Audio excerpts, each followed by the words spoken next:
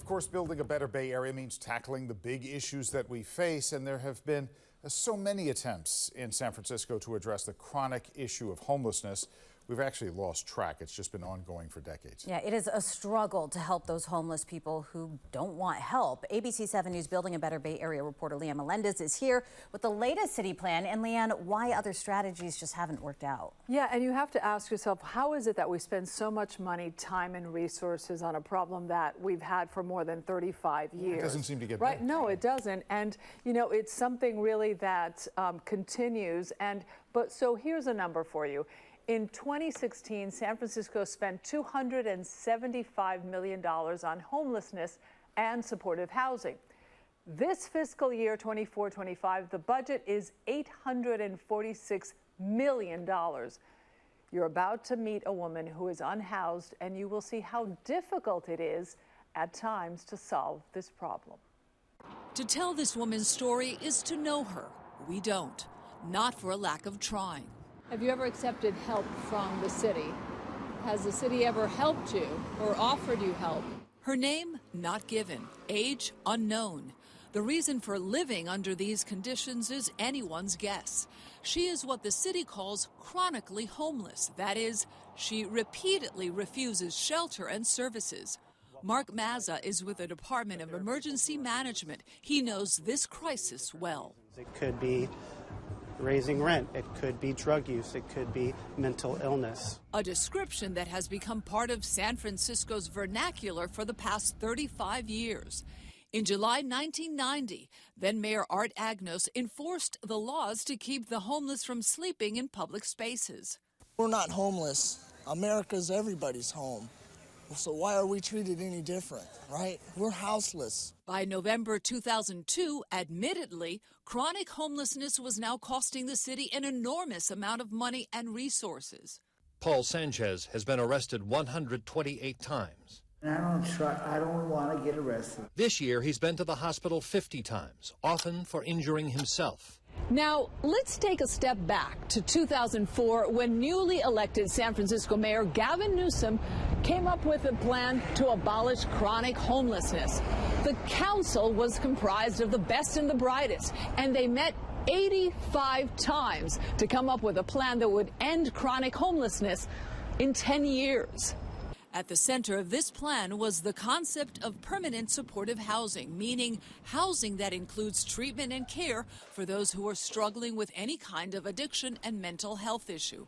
Former city supervisor Angela Alioto was the chairperson of that council. Things were working well. Yes. What happened then?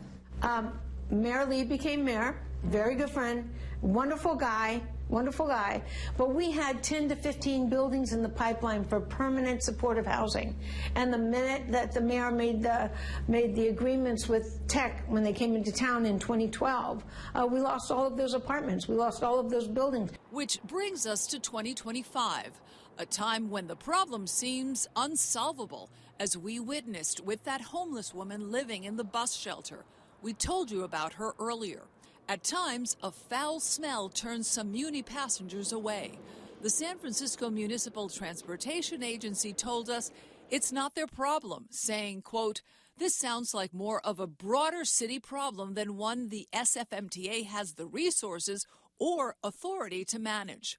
Next stop, the district supervisor. What can the city do to help somebody in that situation? Because she's somewhat coherent, but she's not causing any trouble or anything that they could take her away and maybe put her. Yeah. She's not a danger to herself or others, seemingly. I would say, and I think most of my constituents would feel like she should be treated like someone who's gravely disabled and be cared for, whether she knows that she needs care or not. That's not a view held by everyone within the bureaucracy, and it's not a view held with everyone in the judiciary. And so she continues to live in these conditions because she has the right to refuse any kind of help, whether she knows what that means or not. The street teams often say that it may take them several attempts to gain a person's trust. Today was the third time we tried to engage with her, and she seemed to somewhat open up to us. Hi there. I'm with HSH. I just wanted to check in on you. This is my friend Leanne Melendez. Are you doing okay? I'm okay. There's emergency shelters so we can get you in somewhere if you want to get out of the rain. Do you think you might be open to that? I'll be okay. She told us she'll be okay. My name's Leanne. Roe? Roe. Okay, nice to meet you, Roe. But perhaps a bigger issue is that the city doesn't always have enough spaces to take care of people in her position. If we are going to assert ourselves and say we are going to act as a parent for this person who can't take care of herself, clearly, then we have to have a place to put her. And she's probably pretty expensive. Right now, the city has 140 psychiatric lock beds, presumably all in use.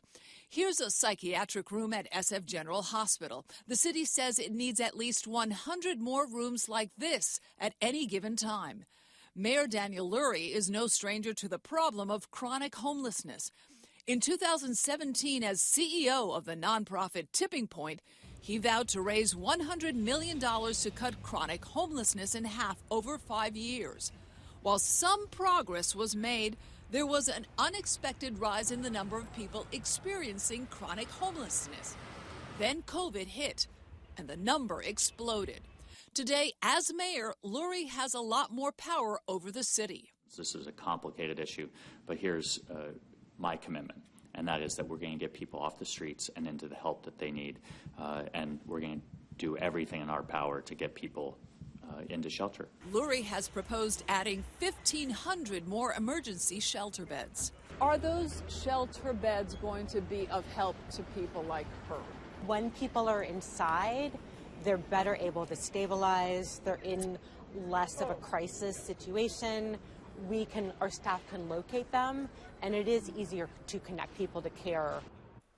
So Newsom's plan as mayor did not, in his words, abolish chronic homelessness in San Francisco, but as governor, he was successful at passing Proposition 1 that will help cities and counties build more housing, acquire more treatment beds, and focus on getting homeless people into treatment statewide.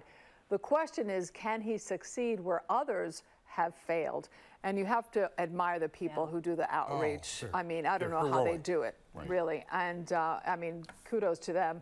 But I feel also that the needle moves so slowly. It does.